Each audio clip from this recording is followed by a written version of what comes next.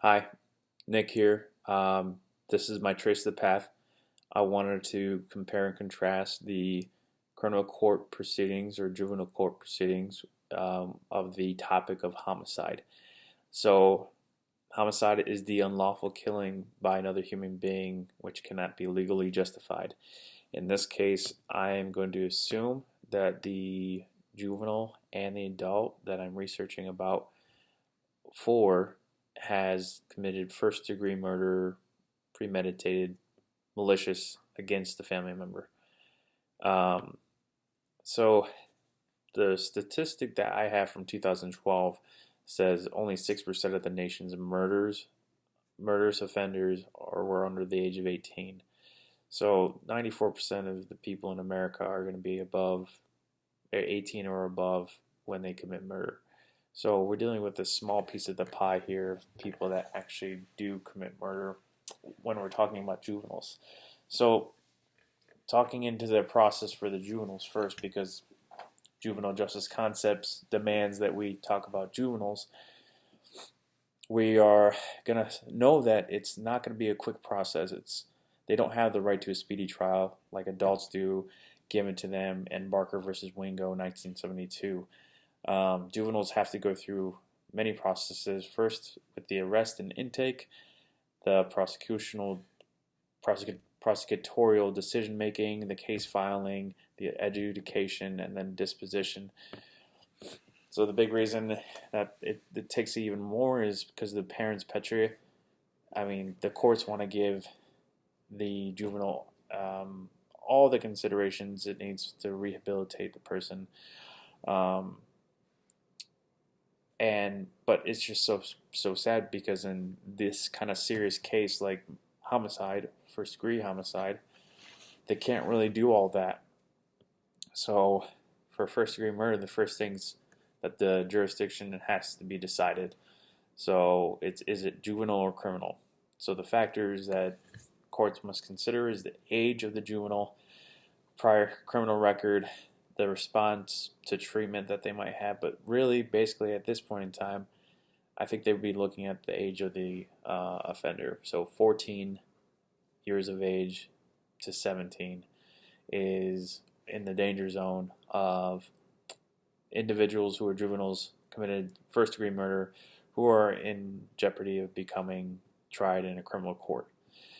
Um, it's more than likely going to go to a transfer hearing.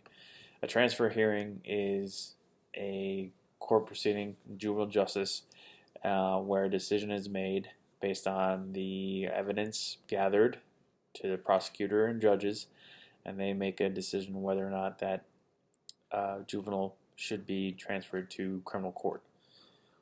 So, I mean, they don't come to this decision quickly. Um, they know that their crime warrants a major punishment, so the court's going to do everything they can before they're going to exhaust all their options before they say, okay, we got to make you into a criminal case. They're not just going to automatically put you in a position where you have to be in there. I think Michigan Section 712A4 is really good at providing a clear message of what the criteria needs to be for the juvenile justice courts to actually um, send someone. It has to be a criteria. And what I read, I can break it down to um, that they need to exhibit the following. They need to prove that the juvenile had culpability, planning, carrying out the offense, any aggravating factors of crime such as a weapon, um, the seriousness of the offense based off terms and community protection, how dangerous this person is to the community now, and most importantly, any offense which would be deemed a felony in adult criminal court, that needs to be considered most first and foremost. So, all things considered, I don't think the prosecution would have any problem transferring a case of a juvenile first degree to criminal court. So adults go through a step-by-step process as people most know, you go through the bail, you go through your arraignment, and then your arraignment will have your ability to plea. Once that plea is taken, you will then have um, a probable cause hearing or a preliminary hearing. That is where the court decides if you have enough enough evidence against you to take you to trial for the crime. After that, sorry, my cat was messing up my stuff. There can be witnesses called in a preliminary hearing. Then you're down to a trial, and you're you're judged by a jury of your peers. You are sentenced, and if you are guilty, you get to start the appeal process. And then the ethical issues arise from the juvenile courts because you have the defense attorney basically who needs to be curtailing their way that they do things according to their client.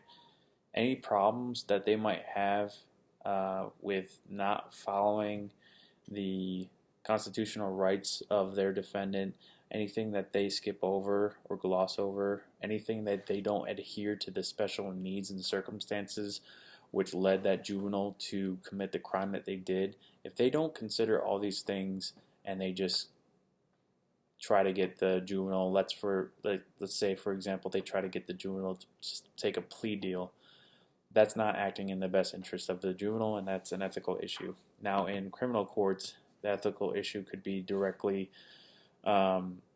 related to the murder, like a murder in first degree.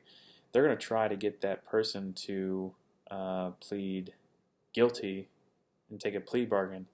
Now, plea bargains can be messed up at times because let's say a person is really innocent, but they know that they can't afford money for a good attorney that's going to actually prove their innocence, and they don't want to go to jail for the rest of their life because they don't want to take the chance, because they're not confident in their defense. They're not confident that there won't be any racial bias, there won't be anything like that in their trial. So there's an ethical issue right there where I guess your innocence is compromised and you're forced to take the easy way out, and that appeases the court more than it appeases the person who is supposed to have the presumption of innocence. And that's what the prosecution should be swimming upstream against the current of innocence, but they don't.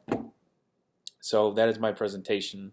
I hope there's more clear evidence of the process of a juvenile being transferred, what criteria needs to be met, then the process of an adult criminal court proceeding, what they would go through. And that is kind of like what the juvenile would go through once it is agreed or certified or transferred or waived or whatever you want to call it to go through the adult court system. That's what they would have to go through. So I thought that tied in to everything, and sorry if this video was a lot longer than it needed to be, but thank you and have a good one.